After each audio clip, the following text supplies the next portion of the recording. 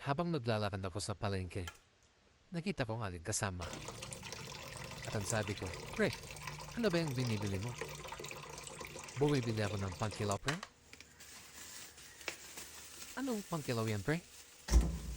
Yung ganito, pre? Yung nasa bili ng tula. Subukan mo ito, pre. Napakasarap. Dahil gusto ko rin naman akong tikman, bumili rin ako. Tapos, yung belly, ginalawa kong sinigang. At itong party na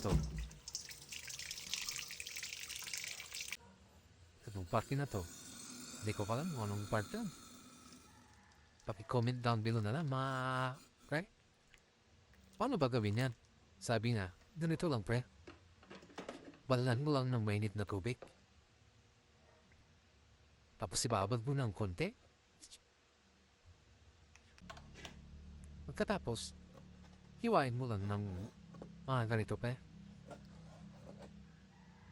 At sinunod ko naman yung sinani na.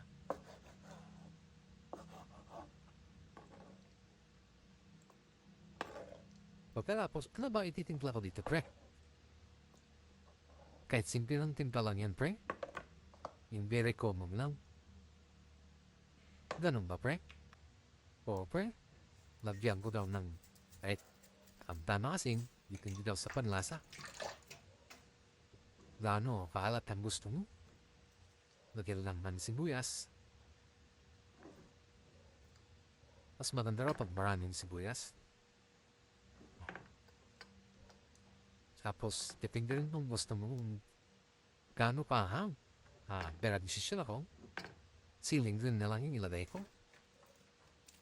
Kasi yung siling pula ko, yung labuyo na tanim ko dun sa bakuran, wala.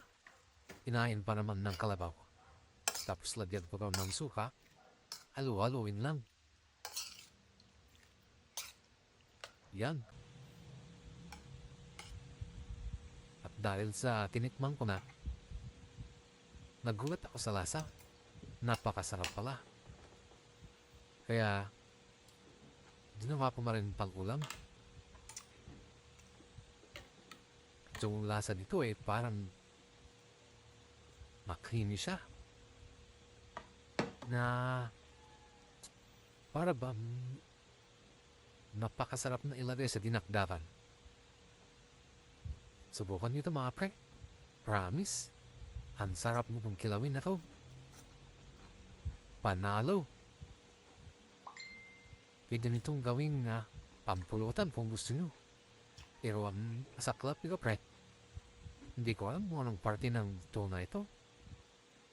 Kung alam nyo, mga pre, paki-comment down below na lang. Para at sa susunod, alam ko na yung sasabihin ko. Hanggang dito na lang, mga pre. Kain muna tayo.